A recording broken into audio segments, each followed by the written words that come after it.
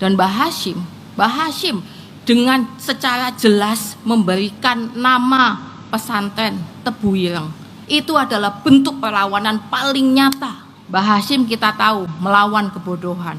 Gus Dur jelas melawan status quo, melawan kekuasaan yang jelas-jelas merugikan rakyat. Persatuan. Maka Mbah Hashim menerima traffic tinggi, menjadi lampu merah dari para ulama. Berdirilah MIAI, Majelis Islam A'la Indonesia. Itu kelompok-kelompok yang berbeda. Jadi yang lain baru mari kita bangun kerukunan di 212. Mbah Hashim sudah duluan ketua MIAI. Bahkan Mbah Hashim sudah ketua Majelis Syuro Muslimin Indonesia Masyumi. Ada kenapa Indonesia selamat? Karena Indonesia punya turos, ada Nahdlatul Ulama, ada Gus Dur, ada Kiai Wahid. Wabarakatuh. Bismillahirrahmanirrahim. Alhamdulillahirrahmanirrahim. Salawat dan salam untuk Nabi besar Muhammad SAW. Bapak Rektor baru yang saya hormati, baru banget ya. Iya, masih ada plastiknya tuh Pak kayaknya. Bapak Rektor yang lama, warnanya udah agak pudar. Bapak dan para pimpinan Unwahas lainnya, Ketua Yayasan Wahid Hashim, Pak saya tadi tadi sempat kaget loh Pak, waktu Bapak dan Ibu ya tadi ya Pak, Ketua Yayasan Wahid Hashim dan Ibu tadi waktu Bapak bilang, oh itu yang saya cintai istri saya yang duduk di samping Mbak Alisa. Loh Pak, yang duduk di samping Mbak Alisa istrinya Gus Dur Pak. Ya. Ketua Dewan Pembina Wahid Hashim, anggota Dewan Pembina Wahid Hashim dan yang dibina, para pimpinan universitas, dan yang paling penting tentu saja para mahasiswa Unwahas. Mana suaranya ini? Saya udah lihat ini mahasiswa ini paling depan. Wah luar biasa. Oh bukan toh Pak? Oh saya pikir kok saking betahnya sekolah di Unwahas sampai nggak niat untuk lulus Pak. Mohon maaf Pak.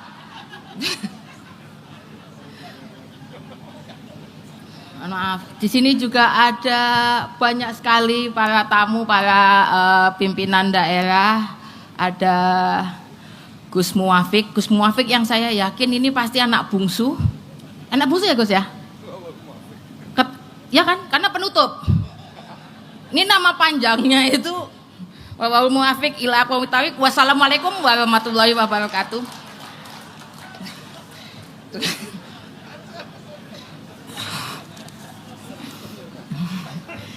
Saya enggak. Ibu Sinta Nuryah Abdurrahman Wahid yang saya hormati dan saya cintai dan saya kasihi, Mbak Alisa Wahid yang tadi sudah panjang lebar mewakili keluarga Wahid. Meskipun saya harus meluruskan sedikit ya, tadi Mbak Alisa sempat mengatakan bahwa harusnya beliau adalah pemain cadangan karena harusnya adalah Gus Kikin, karena Gus Kikin itu perwakilan keluarga besar. Mohon maaf Mbak Alisa, Gus Kikin kurus. Perwakilan keluarga besar itu adalah keluarga Abdurrahman Wahid, itu jelas. Keluarga besar banget. Dan tadi Mbak Alisa itu sempat menceritakan, kecuali Ibu, iya. Ibu sebenarnya gemuk Mbak, tapi stres lihat anak-anaknya.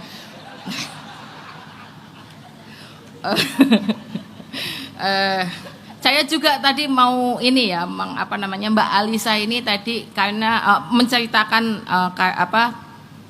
memberikan testimoni terhadap keluarga, terhadap 3 great heroes tadi itu, karena secara ideologi genealogi Mbak Alisa ini katanya ngakunya sangat mumpuni. Padahal saya agak nggak percaya kalau Mbak Alisa ini sebenarnya anaknya Gus Dur. kelihatan tadi dari memberikan sambutan Mbak Alisa itu terlalu serius. Jelas bukan anaknya Gus Dur kayaknya ya. Ngaku aja. Gitu. Ya, saya bingung sebenarnya mesti ngomong apa. Selamat siang Bapak Ibu sekalian. Saya nulisnya ini selamat pagi karena di jadwal itu pagi. Tapi ya namanya juga acarane wong NU. Jadi ya. Nih, saya diminta untuk menceritakan sedikit karena judulnya itu adalah The Unified Great Heroes, untuk menuju generasi emas ya. Insya Allah semoga katanya 2045, 2030 sampai 2045 kita akan mengalami bonus demografi sehingga akan ada lompatan besar yang diharapkan kita bisa mencetak generasi emas. Dan tentu saja diharapkan Unwahas menjadi salah satu yang jelas-jelas besar potensinya untuk mencetak para generasi emas. Dan saya sangat berharap generasi emas yang dicetak Unwahas tentu saja bukan generasi emas Antam yang rawan dikorupsi.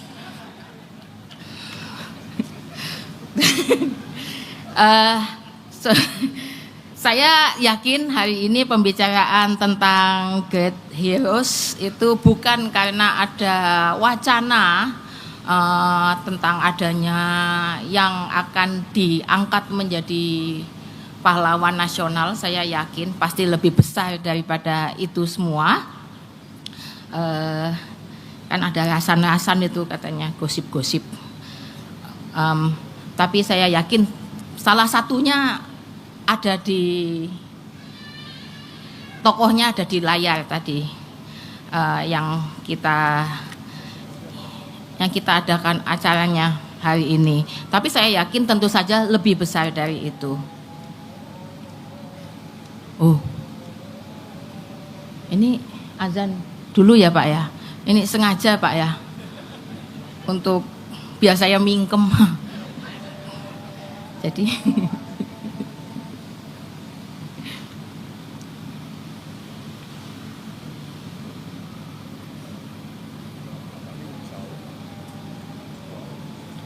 masih jauh.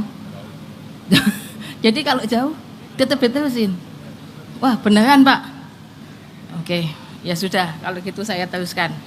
Ya sebenarnya nggak perlu pakai azan, lihat handphone juga tahu ya kalau sudah azan. Ya, selain kita membicarakan hari ini ada 3 Great Heroes, saya juga mau mengucapkan selamat Hari Kartini untuk para ibu dan para bapak-bapak dan para laki-laki yang ada di sini semua. Tenang Pak, kok saya diucapin selamat Kartini. Kartini itu biasanya pakai kebaya. Tenang Pak, nggak harus pakai kebaya untuk diucapkan selamat Hari Kartini.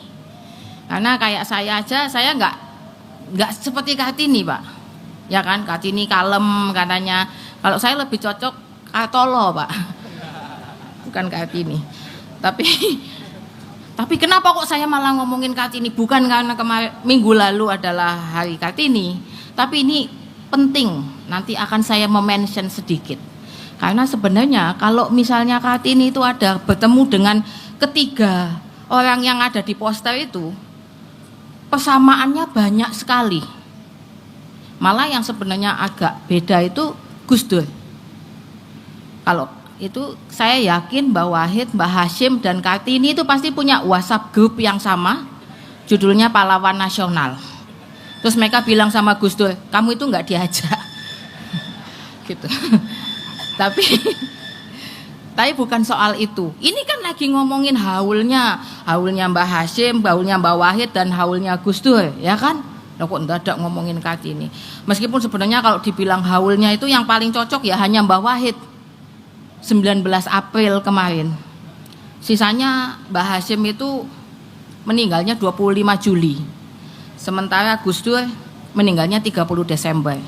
Tapi kalau kita mau ngikutin ulang tahunnya juga agak nggak tepat. Mbah Hasyim itu 14 Februari. Pas ya.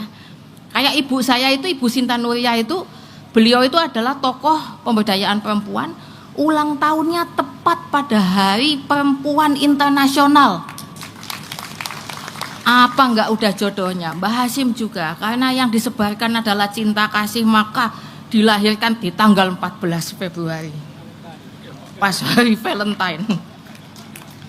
Sementara Mbah Wahid kelahiran 1 Juni 1914, kalau Gus Dur enggak jelas. Sampai sekarang enggak paham.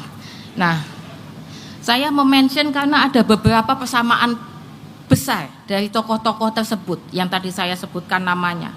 Yang pertama itu adalah mereka ini sama-sama, mohon maaf ya Pak, mungkin ini bahasanya yang biasa dipakai teman-teman mahasiswa. Mereka ini semuanya adalah nepo baby. Mbak Alisa ini nepo baby, nepotisme baby. Jadi ini adalah anak-anak nepotisme, gitu. Kalau Mbah Wahid, ya jelas ayahnya adalah pendiri NU. Gus Dur apalagi, itu udah nepo baby tulen. Cucunya Mbah Hasyim, anaknya Mbah Wahid. Itu sudah jelas nepo baby tulen. Kalau Gus Muafik ini enggak nepo baby, jelas. Enggak nepo dan enggak baby. Saya bahkan enggak yakin Gus Muafik itu pernah baby. Lahir kayaknya udah gitu gondrong gitu terus bawa pedang. Enggak. Nah, tapi yang menarik itu adalah yang membedakan misalnya dengan nepo baby yang lain. Misalnya yang membedakan antara keempat tadi tokoh tadi, ketiga lah kalau kita ngomongin great heroes ini. Dibanding misalnya nepo baby seperti saya atau Mbak Alisa Wahid. Bagaimana mereka menggunakan privilege-nya atau keistimewaannya, keistimewaan identitasnya untuk kepentingan masyarakat banyak. Untuk kepentingan yang jauh lebih besar dari kelompoknya dan dari dirinya sendiri. Hari ini banyak sekali orang-orang yang memiliki privilege atau keistimewaan, tapi kemudian digunakan untuk kepentingan pribadi dan keuntungan dirinya sendiri. Ya contohnya saya. Kita bisa lihat bagaimana misalnya Gus Dur itu selalu dibilang, saya ingat ada seorang tokoh yang dulu selalu bilang,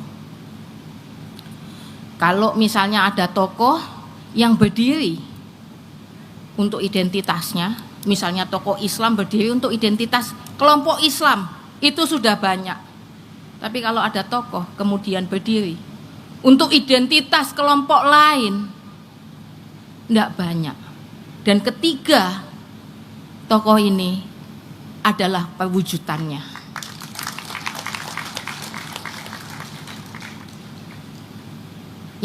Yang kedua, persamaannya adalah berjuang untuk kesejahteraan dan kepentingan rakyat banyak. Saya itu betul-betul merasa, saya itu jangan-jangan dulu sebelum saya dilahirkan dibilang, kamu mau nggak dilahirin jadi anak presiden? Mau saya. Masuk enggak? Masuk enggak mau? Ya maulah. Ya kan, saya bisa jadi apa aja, saya bisa dapat apa aja, saya bisa jadi bupati, jadi gubernur, jadi menteri, wapres, apa aja lah. Sak senengnya saya, ya kan, saya nggak perlu capek cari kerja, gitu. Dan saya udah bayangin, saya pasti akan punya banyak rekening dan segala macam. Begitu lahir, saya jadi anaknya Gus Dur. Kok presiden kayak gini? Banyakan tombok banyakan bokeknya daripada uangnya. Terus jangankan saya bisa minta jabatan, saya itu minta bawa pulang apa-apa yang disediakan di istana. Ketika kami tinggal di istana aja nggak boleh kok dimarahin. Bukan, ini punya negara, nggak boleh dibawa pulang. Makanya saya balikin lagi, termasuk panci-panci yang saya bawa dari istana, saya kembalikan lagi.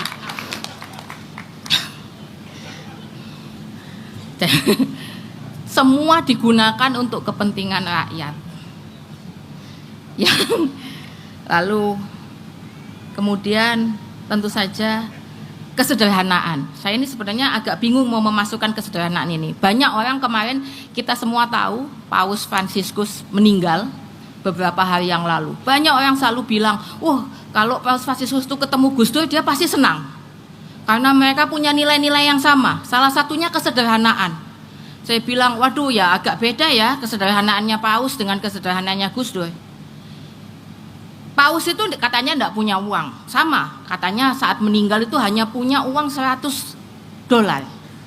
Gus Dur juga begitu. Gak punya uang banyak. Gak punya lah yang namanya warisan itu uang atau harta benda gak ada. Tapi tentu saja kan beda. Paus itu jomblo. Jadi kalau sederhana gak bermasalah. Lah Gus Dur itu kalau sederhana sing ngeluhi lho bojone karo anake. Ya apa iki? Gitu. Jadi agak beda. Meskipun sama-sama sederhana. Dan itu yang sangat penting. Gus Dur selalu bilang tidak ada kekuasaan atau jabatan yang dibawa mati. Jadi tidak penting. Begitu. Dan yang pasti adalah perlawanan. Bagaimana kita bisa melihat keberadaan mereka adalah hari ini kita bisa melihat mereka diadakan haulnya, didoakan begitu banyak orang. Itu adalah karena bentuk perlawanannya mereka.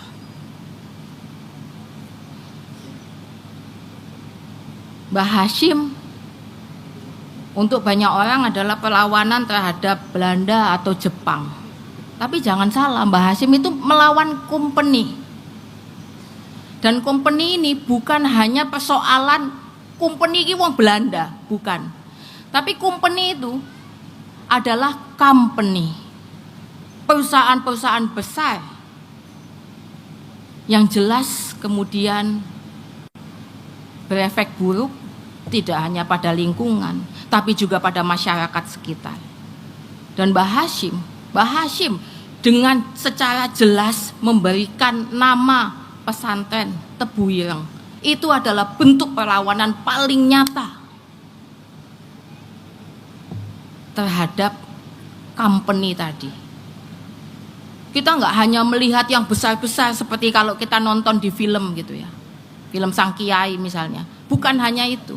Tapi bahwa hal-hal yang paling kecil itu juga menjadi perlawanan. Artinya hal paling sederhana yang sehari-hari itu juga bisa menjadi perlawanan bagi kita. Mbah Hashim kita tahu melawan kebodohan. Bagaimana beliau kemudian membangun sistem pendidikan yang sampai hari ini tetap kita gunakan.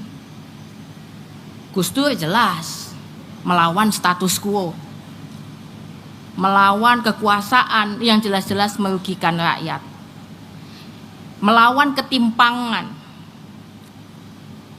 Kenapa saya tadi sempat memention Kartini? Karena Kartini juga soal perlawanan.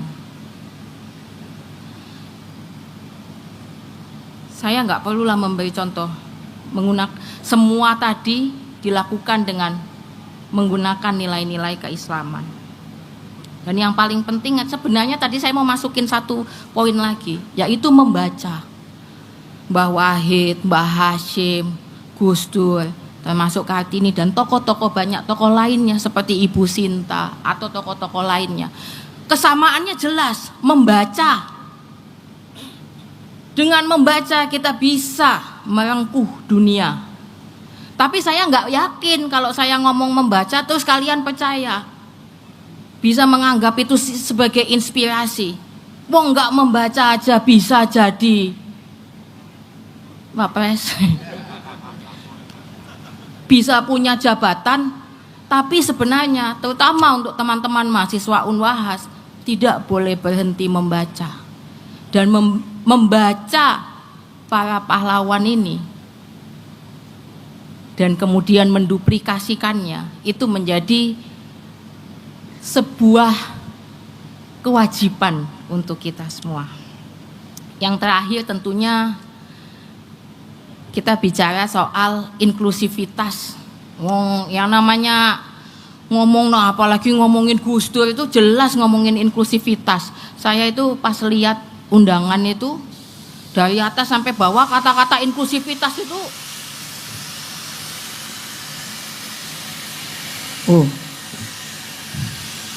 enggak apa-apa.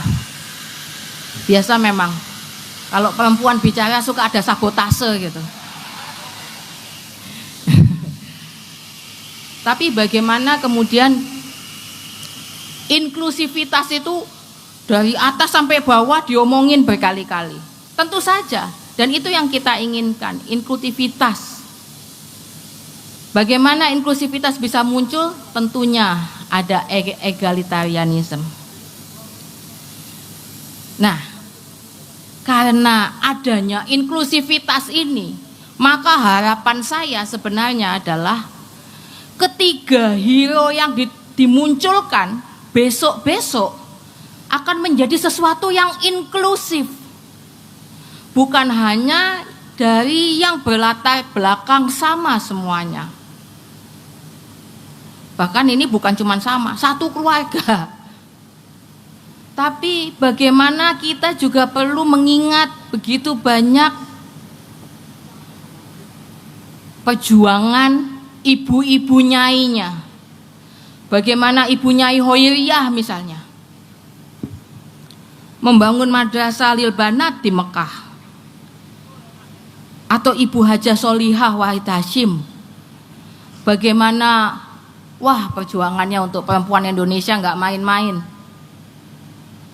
Sampai dibilang kalau lagi di atas podium sudah seperti singa mengaum.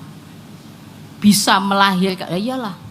Coba, seorang perempuan yang bisa melahirkan dan bisa membesarkan seseorang seperti Gus Dur, saya yakin adalah perempuan istimewa.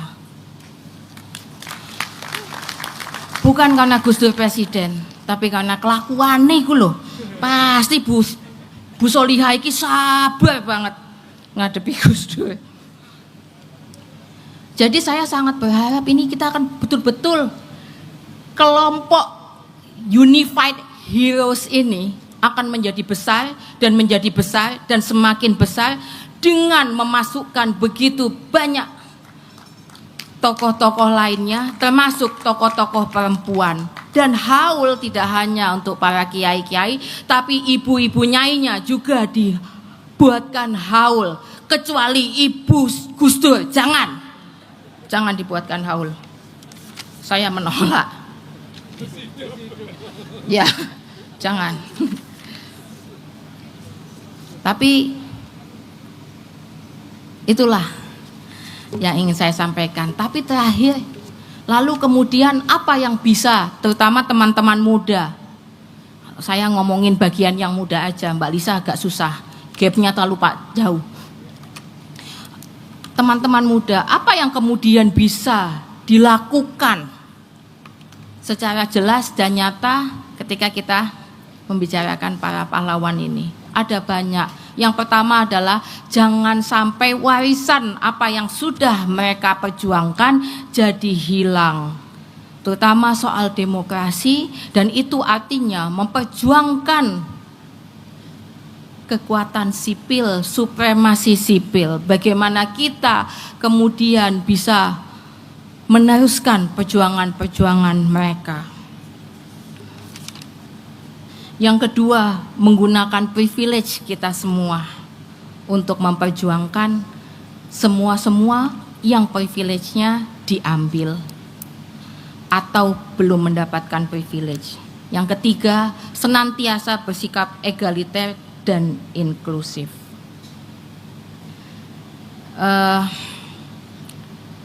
Saya punya satu buah cerita.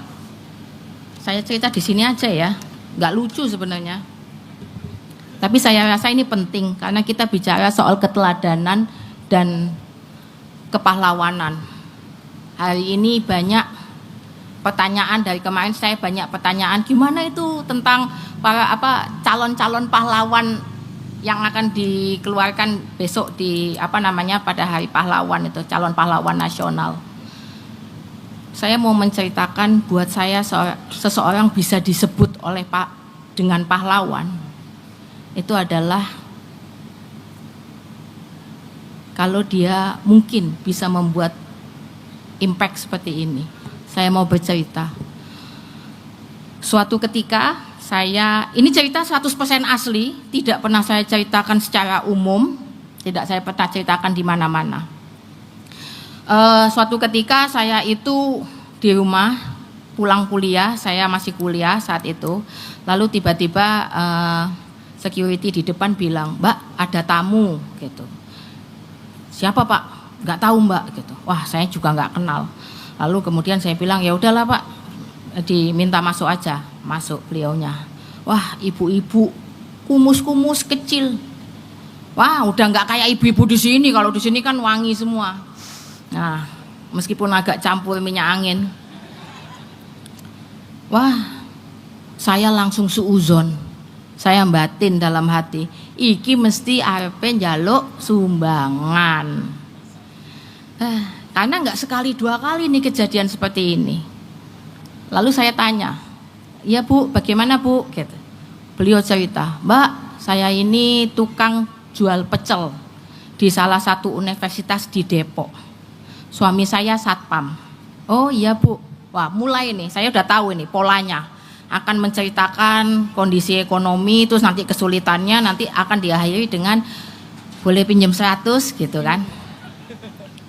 Lalu, "Ya Bu, gimana?" "Iya, saya senang sekali loh sama Bapak Gus Dur." Gitu. "Oh nggih Bu, biasa ya kan, ngelem dulu." "Oh ini polanya, saya udah tahu nih." Sampai terakhir, "Saya tuh sebenarnya pengen Gus Dur tetap jadi presiden," katanya. "Tapi sayang ya, Gus Dur nggak bisa jadi presiden." Saat itu Gus Dur saat itu adalah akan menuju ke ini ya, ke pemilu 2009 kalau nggak salah. Terus saya cuman, "Oh iya Bu, iya. Padahal saya seneng banget dibawa ke pemimpinan Bapak." "Oh iya Bu, ya." Standar. Saya menunggu kata-kata pamungkas. Boleh minta bantuan atau enggak? Terus ibu itu ngomong gini, "Mbak, saya kan cuma jual pecel." "Iya Bu." "Katanya Bapak nggak bisa jadi presiden karena nggak sehat, dianggap nggak sehat." "Ya kenapa Bu?" Saya udah sepakat sama suami. Saya mau ngasih mata saya ke Bapak. Biar Bapak bisa maju jadi presiden lagi. Saya saat itu cuma diam. Saya tahu saya berdosa sekali, sudah suuzon, dan saya benar-benar nggak nyangka. Saya cuma bilang, "Sebentar ya Bu, saya ambilkan minum." Padahal saya masuk ke dalam dan saya nangis.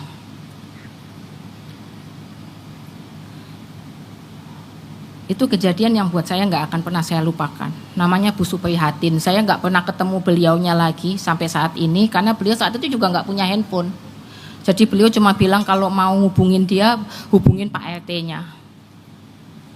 Sampai detik ini saya nggak pernah ketemu beliau lagi. Tapi saya sangat yakin apa yang dilakukan oleh Ibu Suprihatin seperti gaung, dia muncul karena ada tindakan awal. Ada cinta kasih, ada perjuangan besar yang digemakan, dan itu yang kemudian akan bergema kembali. Dia akan memantul dan bergema semakin besar. Saya sangat yakin, buat saya seorang pemimpin yang baik, seorang great heroes adalah yang memberi kita rasa aman. Aman bahwa masa depan kita akan baik-baik saja, masa depan kita akan gemilang, aman bahwa saya bisa menjadi siapapun yang saya mau. Aman bukan karena ada tentara ataupun ada banser, tapi kita tahu kita ada di tangan pemimpin yang tepat, dan hanya pemimpin yang memberikan resonansi cinta kasih yang bisa membuat rakyatnya aman. Itu saja dari saya memang anaknya suka plot twist. Kalau Bapak Ibu semuanya berpikir bahwa akan tertawa, inilah plot twistnya. Kadang-kadang sambil tertawa kita juga menangis. Dan itulah yang ditunjukkan oleh ketiga tokoh yang hebat ini. Itu saja dari saya. Wassalamualaikum warahmatullahi wabarakatuh. Assalamualaikum warahmatullahi wabarakatuh. Mas Salihin, monggo. Bismillah, alhamdulillah, wassalatu wassalamu ala rasulillah Sayyidina Muhammad ibn Abdillah wa ala alihi wa sahbihi wa mawala. La hawla wa la quwata illa billah. Bu Nyai Sinta Nuriyah yang kita hormati, Ketua Yayasan Wahid Hashim, Pak Nur yang hormati beserta keluarga, Pak Rektor beserta Sivitas Akademika dan rektor yang sebelumnya yang alhamdulillah masih membisikkan kepada rektor berikutnya, bahkan terkadang intervensi.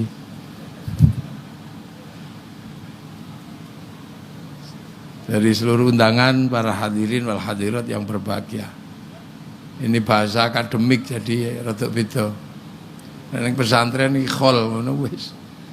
Nah, berhubung di pesantren apa di Unwahas ya apa tadi? Deklarasi United. Nah, angel kiai bahasano.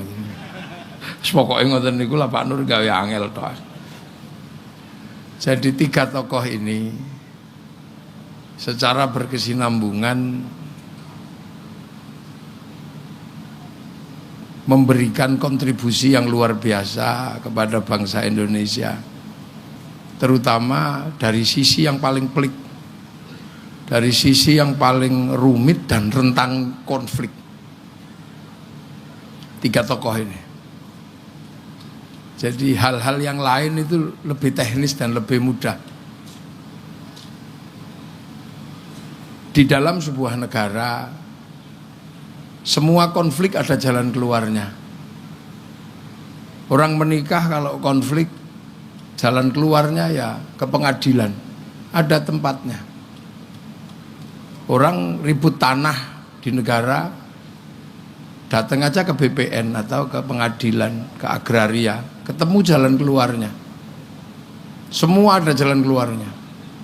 Duren hilang, ada jalan keluarnya, polisi. Tapi yang paling rumit di dunia ini, di negeri ini, adalah agama. Karena kalau terjadi konflik, itu wasitnya nggak ada. Ini, jadi membicarakan tiga tokoh ini adalah membicarakan ada ruang dengan kontribusi yang paling rumit di sebuah negara. Ribut rektor, senat, kementerian, beres. Jadi apapun ada jalan keluarnya. Yang paling susah itu di negeri manapun itu adalah konflik agama. Keributan agama, konflik agama karena Tuhan tidak pernah turun tangan. Ini yang benar, ini yang salah. Maka sumbangsih orang yang mampu membangun agama secara inklusif itu sesungguhnya adalah sumbangan yang luar biasa dan mungkin bukan sesuatu yang mudah untuk dilakukan. Mbah Hashim, Gus Dur, Mbah Wahid ini memberikan kontribusi di situ. Ini yang harus kita ingat.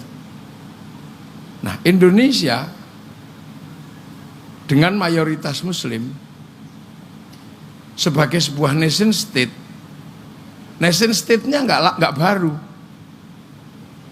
Nation state itu sudah cukup lama kalau di Indonesia.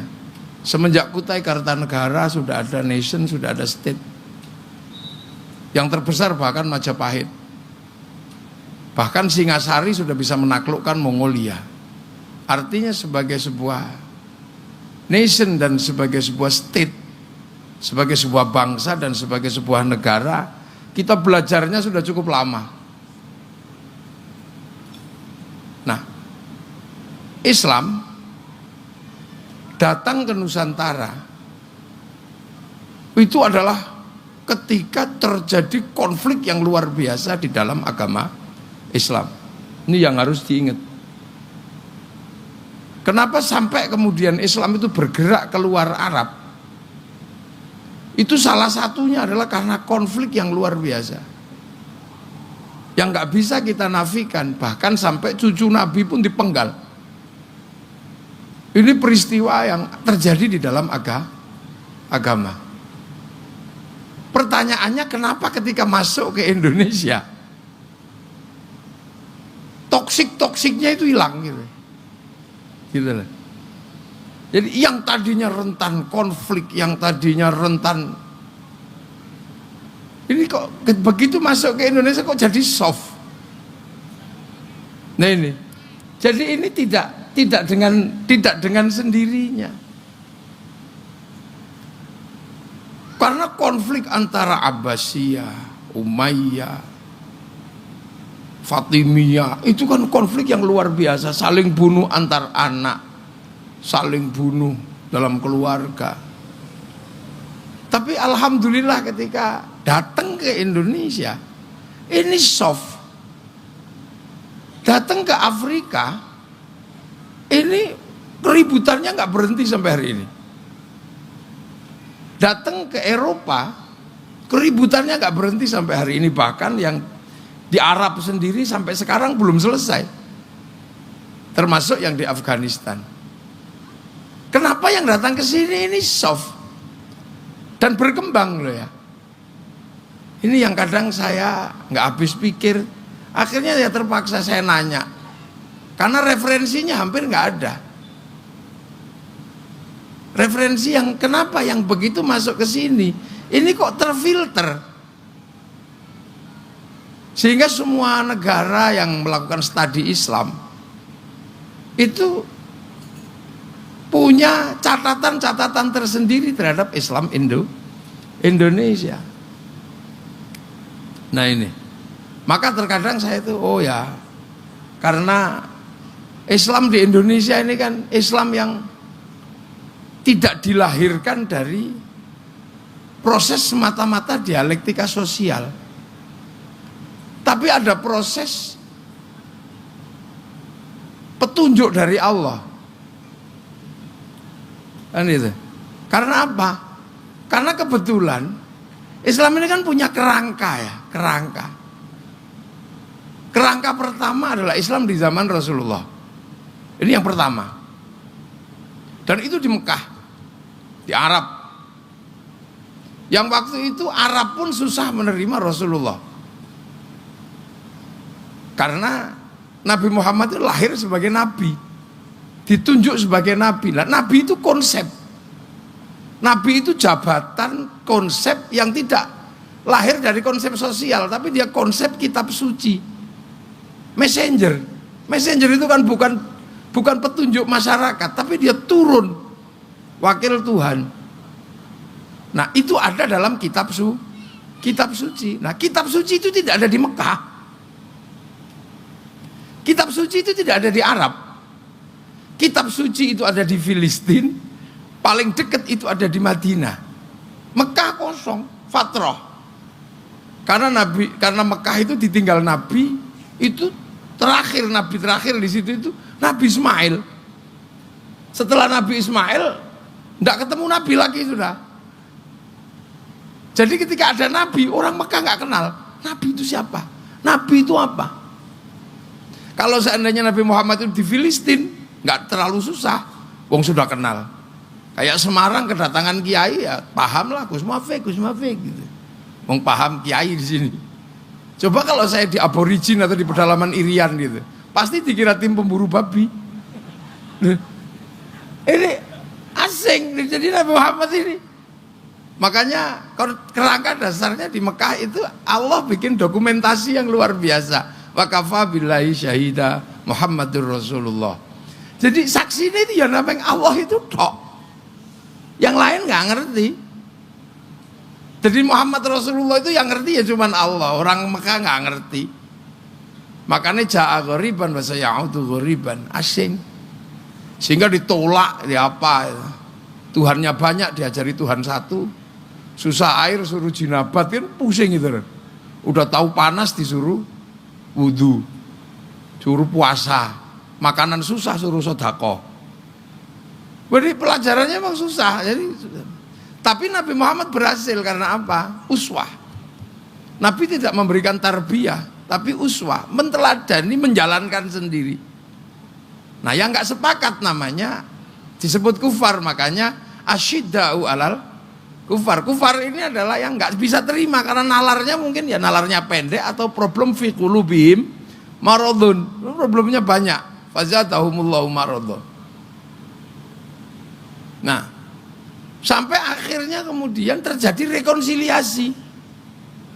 Ruhama ubainahum tarahum ruk'an sujada yabtaquna fadlan minallah wa ridwanan simahum fi wujuhihim min athari sujud. Ini terjadi rekonsiliasi yang ada cuman mengharap ridha Allah. Jadi ikhlas semua, yang tadinya budak jadi tukang adzan ya enggak ada masalah. Rukun rekonsiliasi besar, yang tadinya kafir mu'allaf masih punya anak mu'allaf. Kayak Muawiyah ini mu'allaf, bapaknya Abu Sufyan mu'allaf, mukallafnya baru di Yazid. Sayyidina Ali mukallaf. Nah, Sayyidina Umar mu'allaf, Sayyidina Abu Bakar mu'allaf, semuanya mu'allaf. Tapi rukun, ruhama ubainahum, dengan para budaknya rukun. Nah, setelah melalui proses itu, dokumen Al-Quran tegas. Dzalika mathaluhum fit Taurat wa mathaluhum fil Injil kazar'in. Islam itu sudah digambarkan seperti tanaman kazar'in. Maka ada yang nanam di Afrika, ada yang nanam beserta konfliknya, beserta toksik-toksiknya ditanam di semua tempat. Dengan kekerasannya, Tariq bin Ziyad sampai kapalnya dibakar biar nggak bisa pulang. Dengan sahabat Sa'ad bin Abi Waqqas yang ke Cina. Nah, yang kesini inilah yang agak beda, yaitu yang disebut wali. Nah, wali inilah yang membedakan dengan Islam yang masuk ke beberapa negara. Wali ini menggunakan konsep kazar'in seperti tanaman. Makanya lahir tembang lir ilir tandur itu. Jadi tandur itu adalah bahasa Al-Quran. Tandur yang tanam, ditanam. Lah cuman cara nanamnya gimana? Wong ketemu yang berbeda-beda. Tumbuhan yang dibahas juga lebih banyak di sini. Kalau bahas tumbuhan di sana paling ya kurma, jeruk. Begitu sampai sini tumbuhannya banyak yang dibahas. Yang makanan halal itu banyak. Yang haram juga tambah banyak, tambah cipluan, tambah duren, tambah kesemek. Makanya jadi kiai di sini terus lebih pintar daripada kiai di sana. Bakas kewan sana paling tinggal unta sama kambing. Nggak ada bakasan terenggiling, undur-undur itu nggak ada. Bahkan bakasan hantu itu di sini lebih banyak. Sana cuma jin syaitan. Nggak ada bakasan wewe gombel itu turunan siapa? Nasabnya sampai mana ini? Suster ngesot itu nasabnya tekondi. Lah ya kan? Turunan jin apa turunan setan apa turunan iblis itu? Apalagi kalau ricu, ini bakasannya lebih banyak. Nah, kenapa para wali yang harus menyelesaikan ini? Karena nation state dan agama sudah komplit di sini. Negara bangsa sudah utuh. Apapun yang dibutuhkan oleh kehidupan manusia sudah ada di sini. Ngomong bangsa ya wis ada, ngomong ekonomi ya komplit, ngomong menungso ya sudah komplit. Ya ngomong apa aja di sini sudah komplit. Jadi ngejak gelut wong kene tukang gelut. Mau disebarkan dengan kelahi kepruk wong kene ya bubar. Mau ngajar ekonomi orang kene pedagang semua. Kastanya sudra. Jadi makanya enggak mudah. Nah, sementara di sini itu Hindu. Yang punya otoritas agama itu Brahmana gitu loh. Jadi kesatria kan nggak boleh ngomong agama, para raja. Wesya pegawai nggak boleh. Sudra petani pedagang nggak boleh ngomong agama. Wong petani pedagang senengane dodolan kok ngomong agama. Engko agama ini didol.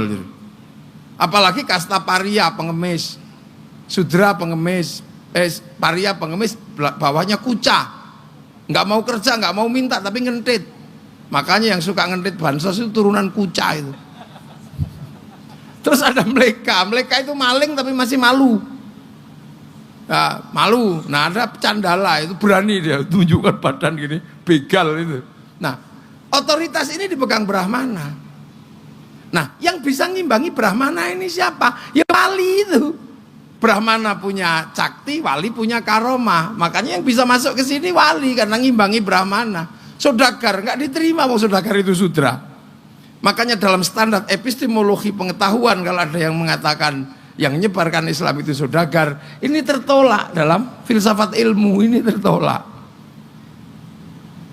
Jadi makanya ada konsep wali karena ngimbangi Brahmana. Lah di sini inilah. Nah wali itu tidak punya takut apa-apa. La khaufun alaihim walahum. Ya dia nggak punya takut. Kenapa? Karena wali itu kalau mau melakukan sesuatu itu download.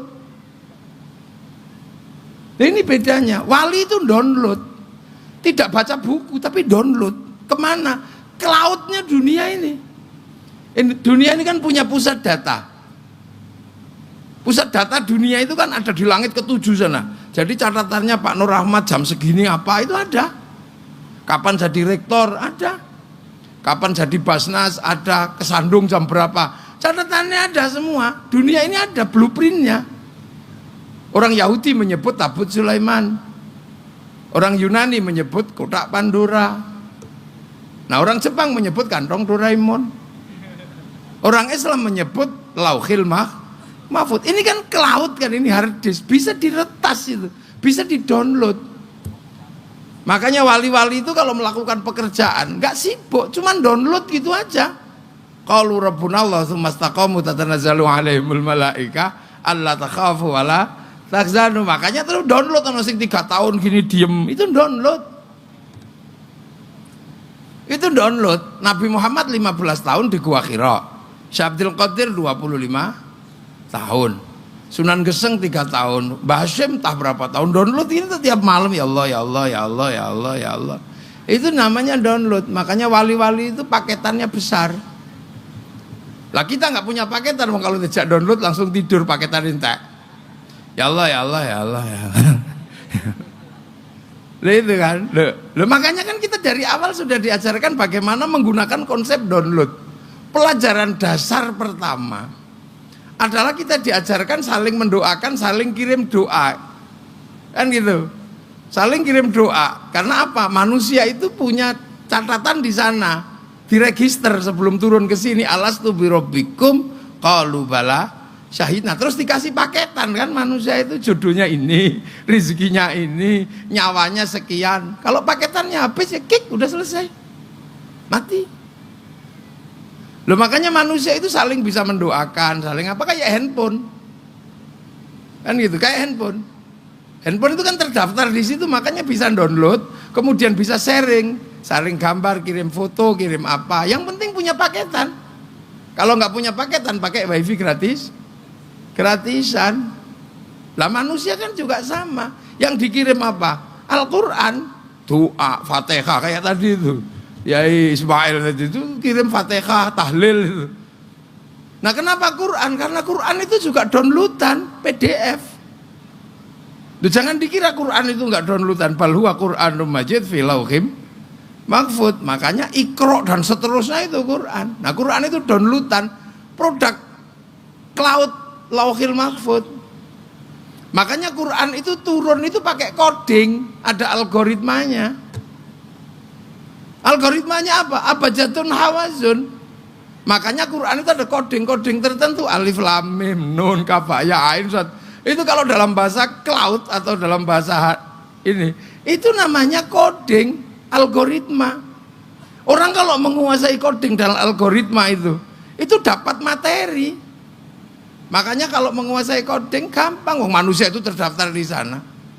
Kita pengen perempuan cantik, nggak usah pakai I love you, nggak usah dilamar, kasih coding aja, kasih huruf berapa, tempelkan di pintu rumahnya, I love you. Nah, itu makanya ada istilah raja kan dulu. Lah makanya ulama-ulama dulu punya pelajaran coding. Imam Ghazali punya kitab Al-Awfaq, ada kitab Syamsul Ma'arif. Jadi sebenarnya kalau mau apa-apa orang bisa punya coding. Misalnya Unwahas mau mengajukan proposal ke kementerian. Proposalnya dikasih coding, kasih, itu pasti dikasih. Tulisi huruf apa, 4 huruf apa berapa, itu coding. Lah Quran mengajarkan coding. Cuman belakangan coding dianggap musyrik, jadi akhirnya ya kaum muslimin nggak ketemu codingnya. Lah makanya coding ini kan bisa dibagi ke manusia ini, kirim Fatihah, kirim doa. Yang penting punya paketan.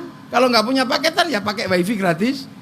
Gratisan. Wifi-nya siapa? Wifi-nya Nabi, wifi-nya wali. Caranya gimana? Tawassul ila hadratin nabiyil mus. Kok pakai provider tertinggi. Bis itu wa ila jamil anbiya wal mursalin by name by address itu. Tapi begitu wa ila jamil muslimin wal muslimat wal mu'min enggak ada nama, enggak ada alamatnya. Terus habis itu share it kan Al-Fatihah, kebagi. Tuh, ini kan teknologi kuno yang sunnah. Wali itu download seperti itu. Makanya punya bagaimana menanam kazar'in. Pertama nanam Islam di negeri yang sudah ada dan berbeda-beda. Makanya muncullah istilah-istilah lokal, kiai, santri. Nah ini diteruskan gitu lah. Siapa yang nerusin? Ya Nahdlatul Ulama. Makanya NU tegas mengatakan penerus para wali. Nah apa yang diteruskan? Ya perjuangan wali yang dalam nilai agama dan bagaimana menata manusia yang menerima agama. Makanya agamanya dimasukkan dengan konsep zar'in, konsep tanaman, manusianya ditata, hidup di nation state ditata.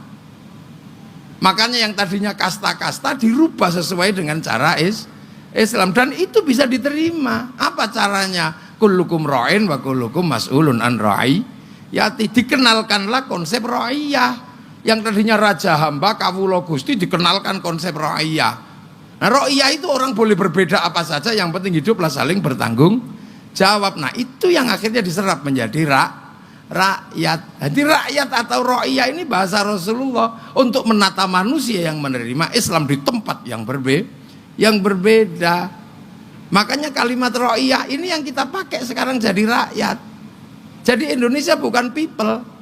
Kalau people itu vox populi vox dei, suara mayoritas suara Tuhan. Begitu dia mayoritas dia diktator. Diktator mayoritas. Makanya khilafah dan ikhwanul muslimin gak cocok di negeri ra'iyah. Juga bukan PKI. PKI itu komunis. Komunis itu proletar. Begitu dia banyak dia diktator proletariat. Gak cocok.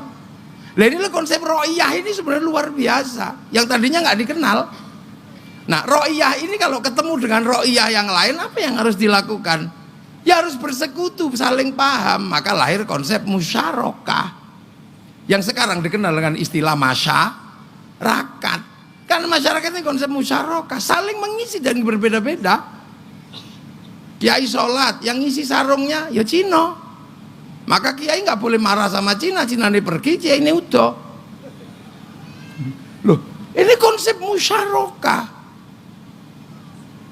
Unwahas ini bikin sekolahan, bikin perguruan tinggi, bikin masjid. Tapi masjid itu tumpuan pasir sama besi, tapi nggak bisa ada kalau nggak ada semen. Itu hasil industri. Maka kiai tidak boleh anti industri. Karena apa? Tanpa industri apa yang jadi kelengkapan sholat tidak jadi. Loh ini kan konsep musyarakah. Makanya kita menggunakan bahasa masyarakat. Nah kalau kemudian mau ngambil keputusan bersama, apa yang harus dilakukan? Ya harus musyawarah. Masuk konsep wasyawirhum fil amri yang tadinya di dalam Al-Quran menjadi konsep hidup bersama musyawarah. Nah musyawarah ini mau apa? Ya ikutlah lembaga musyawarah. Karena ada lembaga permusyawaratan rakyat, Dewan Perwakilan Rakyat, Majelis. Nah itu mensepakati apa? Ya monggo. Mau jadi bupati yang daftar ke KPU. Mau jadi DPR daftar ke KPU. Mau jadi rektor daftar ke Senat. Kan ada lembaganya masing-masing. Setelah daftar ya, kalau mau jadi bupati ya cari teman yang banyak. Kalau temannya nggak banyak ya beli, udah gitu aja. Lo kan, lo tepu, oh nggak usah suka-suka. Loh, ini konsep masuk konsep musyawarah. Nah, karena yang nata itu semua adalah para wali, maka teritorinya nation state-nya disebut wilayah. Masuk konsep wilayah. Wilayah itu ada karena konsepnya para wali, teritori, wilayah. Lah itulah yang jadi NKRI. Nah, Nahdlatul Ulama itu di situ. Makanya namanya NKRI, pemilik wilayah ini ya harus dipertahankan. Makanya Mbah Hashim perang melawan company itu karena apa? Ini mengganggu wilayah yang di situ adalah tempatnya kaum muslimin bisa hidup dengan beraneka ragam suku, bangsa dan agama yang disebut apa? Darun Islam, negerinya kaum muslimin. Loh. Jadi makanya tidak menyebut Darul Islam, tapi negerinya kaum muslimin. Nah, itu harus dipertahankan. Nah, cara mempertahankan gimana? Ya persatuan. Maka Mbah Hashim menerima traffic tinggi, menjadi lampu merah dari para ulama, berdirilah MIAI, Majelis Islam A'la Indonesia. Itu kelompok-kelompok yang berbeda. Jadi yang lain baru mari kita bangun kerukunan di 212. Mbah Hashim sudah duluan ketua MIAI. Bahkan Mbah Hashim sudah ketua Majelis Syuro Muslimin Indonesia Masyumi. Lah itu. Sampai akhirnya dengan konsep itu masuk apa? Ya Sumpah Pemuda masuk apa? Ada persatuan. Jadi menjadi nation state, menjadi Indonesia landasannya banyak dan agama yang dibawa Mbah Hashim menjadi agama yang inklusif, menerima perbedaan itu karena konsep ra'iyah. Coba kalau konsepnya muslim kafir gitu kayak yang sekarang anak-anak kafir itu, yo tawur ora ono enteke. Itu yang terjadi di Yaman, itu yang terjadi di Suriah, itu yang terjadi di Afghanistan. Konsepnya masih asyidda'u alal kufar, bukan ruhama'u baik. Nah, ini yang terjadi. Nah, itu makanya konsep ra'iyah ini dipegang. Nah, setelah itu kemudian persiapan bagaimana terjadi kemerdekaan. Nah, kemerdekaan itu konsensus bersama. Maka konsensus bersama diperjuangkan pakai Pancasila. Karena apa? Karena konsepnya NKRI, Negara Kesatuan Republik Indonesia. Yang di situ beda dengan Arab. Arab satu bangsa pecah puluhan negara, Cina satu bangsa pecah puluhan negara, Eropa satu bangsa pecah puluhan negara. Kita puluhan suku bangsa agama mampu bersatu dalam satu negara kesatuan Republik Indonesia. Maka Pancasila. Nah, memperjuangkan Pancasila ini kan berarti memperjuangkan pembentukan nation state. Maka di situ ada dokurit suzun bitu syakai, ada dokurit suzun bi ingkai, panitia persiapan kemerdekaan. Tuhan tidak pernah ditinggal, maka yang pertama ketuhanan. Setelah ketuhanan yang masuk berikutnya adalah urusan manusia, karena urusan dunia ini nggak ada yang jauh dari urusan manusia. Ada kursi juga karena bokong manusia. Ada jalan raya karena kaki manusia, semua manusia. Bahkan pengajian ini sebenarnya nggak ada hubungannya sama bunga. Tapi kenapa bunga ada di sini? Karena ada mata manusia. Kenapa ada pabrik pempes? Karena ada manusia. Kenapa ada pabrik bekel? Ya karena gigi manusia. Maka manusia jangan lupa bahwa di atas itu semua ada Tuhan. Prinsip ketuhanan itu apa? Prinsip itu sederhana. Manusia mau melakukan apapun boleh. Sampai bikin negara, bikin pabrik apa? Lipstik, bikin pabrik apa boleh. Yang diminta Tuhan cuma satu, akui. Nggak akan ada pabrik lipstik kalau tidak ada bibir yang dibikin oleh Allah. Nggak ada pabrik bekel kalau nggak ada gigi yang dibikin oleh Allah. Mau punya istri yang banyak, cantik semua boleh. Tapi itu nggak akan pernah terjadi kalau nggak ada burung yang dibikin oleh Allah. Cuman gitu, nilai manusia dan ketuhanan batasnya di situ. Manusia nggak bisa hidup tanpa persatuan. Nah ini yang diperjuangkan oleh Mbah Wahid sudah. Tanpa persatuan nggak bisa, manusia nggak bisa mandiri. Nah, konsep persatuan itu hanya bisa terjadi kalau ada egalitarianisme. Apa itu egalitarianisme? Kesetaraan dalam sikap hidup bersama. Samalah konsep kesetaraan hidup bersama-sama itu kalau Islam memperkenalkan ra'iyah, maka pelandasan kebersamaannya adalah kerakyatan. Hanya sikap hidup berbeda, saling bertanggung jawab yang bisa menerima perbedaan. Nah, itulah konsepnya kayak kerakyatan. Tapi kerakyatan itu gak mudah, butuh didikan hati yang kuat, butuh hati yang luas, yang penuh nilai ketuhanan.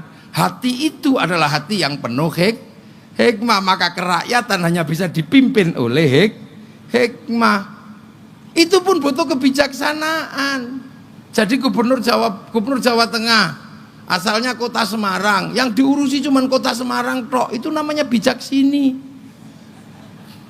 Jadi presiden asalnya Jakarta, yang diurus Jakarta tok, itu bijaksini.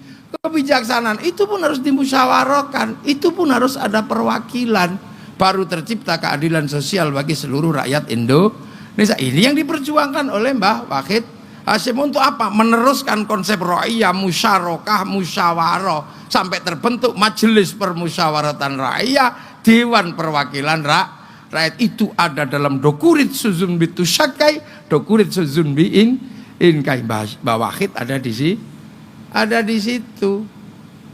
Kan gitu. Nah, di eranya Gus Dur ini beda lagi karena apa? Nation state sudah terbentuk. Landasan kenegaraan juga sudah terbentuk. Gus Dur tinggal nerusin. Nah, Gus Dur nerusin, ya konstitusi dipegang, konsep inklusif ra'iyah musyarakah ya dipegang.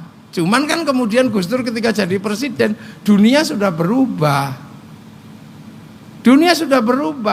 Tapi karena kiai-kiai itu suka khol kayak begini, menceritakan masa lalu, maka ketika dunia berubah, bahkan pasca terjadinya perubahan kapitalisme ke developmentalism, dunia sudah berubah secara agama. Santri aman. Karena apa? Karena konsep inklusif dari awal itu. Perubahannya ada di mana? Pasca Megatrend 2000 yang ditulis oleh John Naisbitt, kemudian ada gagasan besar yang namanya Clash of Civilization yang ditulis oleh Samuel Huntington. Kan orang sekolah kan mesti ingat ya. Clash of Civilization, pertempuran timur barat antara Amerika sama Cina, ujungnya Taoism melawan Anglo-Saxon. Negara-negara yang tidak punya jangkar agama kok panik semua. Panik ini kalau nggak punya kaki agama, dia nggak bisa terlibat dalam clash masa depan. Maka beberapa negara investasi di dunia agama, merawat kembali agama, tapi mau bikin agama baru nggak mungkin. Akhirnya apa? Recycling. Produk agama yang sudah lewat direkparasi ulang, tawarkan ke pasar. Nah, agar pasar bisa menerima produk recycling, pasar ini harus dibikin ahistoris. Sejarah dihilangkan, maka harus ada kembali pada Quran Sunnah, kembali kepada perjanjian lama. Ini kan sebenarnya menghilangkan turos, menghilangkan sejarah yang sangat panjang. Santri nggak bisa karena santri tahu sejarahnya. Oh, ini produk recycling. Oh, ini enggak.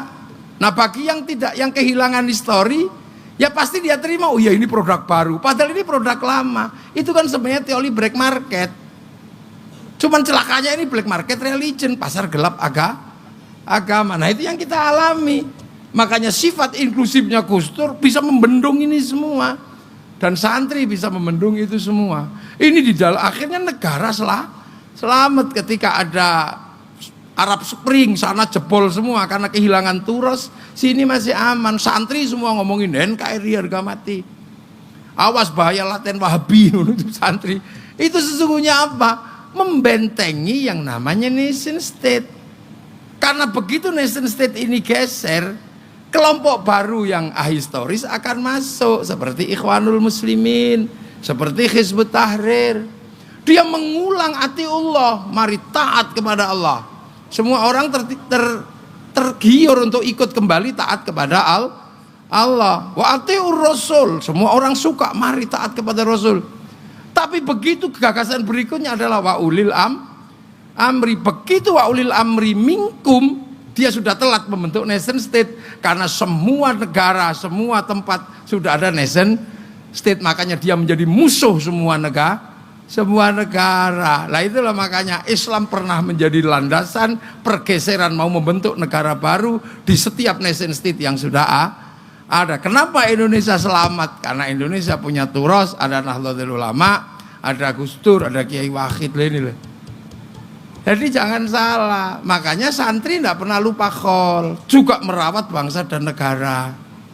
Yang tadinya doa dikumpulkan di alun-alun, pasar bergerak, ekonomi berputar, kerukunan terjaga, NKRI yang berbeda tetap utuh.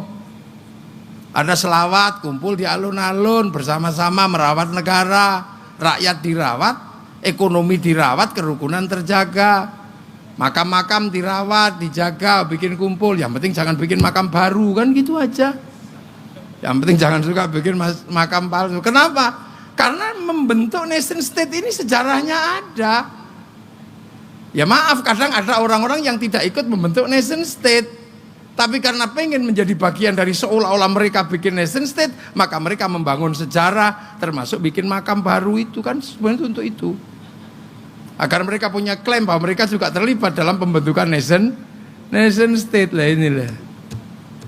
Makanya jangan kaget sampean kalau kemudian punya unwahas saja baru-baru ini. Yang lain sudah punya lama perguruan tinggi. Kenapa NU baru punya belakangan? Nah, duitnya habis. Punya ayam dikit khol, mati dipotong. Punya uang dikit iuran mulutan, duitnya habis. Makanya, tapi negara tertata, negara terjaga karena ruang konflik yang paling pelik dalam wilayah agama dijaga oleh Nahdlatul Ulama. NU menjaga ruang di mana konflik yang paling rentan adalah konflik agama dan kita bisa jaga di situ. Makanya nation state terjaga, agama terjaga, dan itulah kalau dalam bahasa perfilman ini Three Musketeers ini. Three Musketeers. Ini trio. Ini. Nah, mungkin nanti akan muncul berikutnya dengan gayanya masing-masing. Karena masa depan bangsa dan negara ini masih panjang. Ada bonus demografi, ada bonus apa. Nah, ini harus terus dijaga. Maka Nahdlatul Ulama nggak pernah melupakan, dijaga, cerita dijaga. Kalau Amerika cara menjaganya lewat film, kita lewat khol. Amerika menjaga sejarahnya lewat film, mulai Wild West sampai The Last of the Mohican diceritakan. Kalah di Vietnam dia bikin Rambo 1 sampai 6. Kalah dengan terorisme bikin 12 Strong. Kalah di Irak bikin Hot Shot 1 sampai 2. Cina juga merawat bangsanya lewat film hari ini. Mulai dari Wong Fai Hung sampai Sun Gokong dia dijaga. Mulai dari ular putih sampai ular hijau. Jepang juga merawat semangat Bushido samurai sampai samurai X dengan tokohnya Rurouni Kenshin. Malaysia walaupun telat-telat dikit menjaga keutuhan bangsanya dengan si Upin dan si Ipin, udah gitu aja. Si Upin dan si Ipin biar gak ribut sama anak-anak Cina dikenalkan Mei Mei. Biar gak ribut dengan anak-anak India kenalkan Jarjit. Biar gak ribut dengan anak Indonesia kenalkan Susanti. Ada caranya masing-masing. Drama Korea dengan drakornya. Dan di situ nanti pada akhirnya adalah produksi akan berbalik karena produksi sebuah negara harus ada konsumsi. Konsumsi terbesar konsumsi dalam negeri. Nah, konsumsi dalam negeri berbanding lurus dengan rasa cinta pada bangsa dan negara itu pasti. Unwahas akan gagal kalau tidak mampu membangun rasa cinta pada bangsa dan negara. Ya kan? Saya ini generasi 90-an. Konser terbesar di dunia waktu itu Metallica ada di Moskow, 6 juta penonton dan semua mengatakan ini nggak akan pernah disaingi. 6 juta penonton, bahkan Woodstock kalah. Tiba-tiba ada corona, kalah sama BTS. Sekali konser 100 juta orang yang nonton, seminggu 4 kali. Saya hitung selama setahun duit masuk ke Korea lewat BTS 2.500 triliun. Cina yang udah siap dari awal, begitu coding algoritma internasional disepakati, dia daftarkan hurufnya. Sehingga dia bisa lawan Amazon pakai Alibaba, dia bisa lawan Facebook pakai QQ Ren, dia bisa lawan WhatsApp pakai WeChat. Kita nggak bisa daftar karena kita ribut huruf mana yang mau didaftarkan. Pakai huruf Jawa, Sunda nggak mau, pakai nggak mau. Akhirnya ABCD, algoritmanya sama, jadi kita nggak akan pernah bisa punya ketahanan data. Coba pakai huruf Jawa walaupun sementara gitu. Belkedes, orang nggak tahu. Duh. Ini penting nanti Unwahas juga mesti bahas ini karena kita punya ketahanan digital, bukan cuma ketahanan pangan. Cina hari ini menguasai dunia karena apa? Punya algoritma tersendiri. Walaupun bermasalah karena gandum nggak bisa didownload, babi nggak bisa didownload, dia harus tetap ditanam. Lah ini makanya saya tadi ngusulkan sama Pak Ketua Yayasan ini, bikinlah fakultas ketahanan pangan gitu. Nggak semuanya harus pertanian, ketahanan pangan. Karena Indonesia itu pangannya macam-macam. Kalau sana kan cuman nasi, gandum. Sini bisa telo, bisa porang, bisa macam-macam. Itu ketahanan pangan lainnya. Jadi 3 hal ini adalah inspirasi, pondasi meletakkan bagaimana bangsa ini harus bergerak ke depan di era pertarungan global. Karena semua negara sekarang sudah bersaing dalam era pertarungan global. Semoga apa yang kita lakukan hari ini membanggakan mereka-mereka yang sudah pergi mendahului kita. Ada Mbah Hashim, ada Kiai Wahid, ada Gus Dur, dan mungkin nanti ada penerus-penerus yang lain. Kita doakan lahirlah dari Universitas Wahid Hasyim ini penerus-penerus masa depan bangsa dan negara. Al-Fatihah. Iyyaka na'budu wa iyyaka nasta'in ihdinas siratal mustaqim siratal ladzina an'amta 'alaihim ghairil maghdubi 'alaihim waladdallin.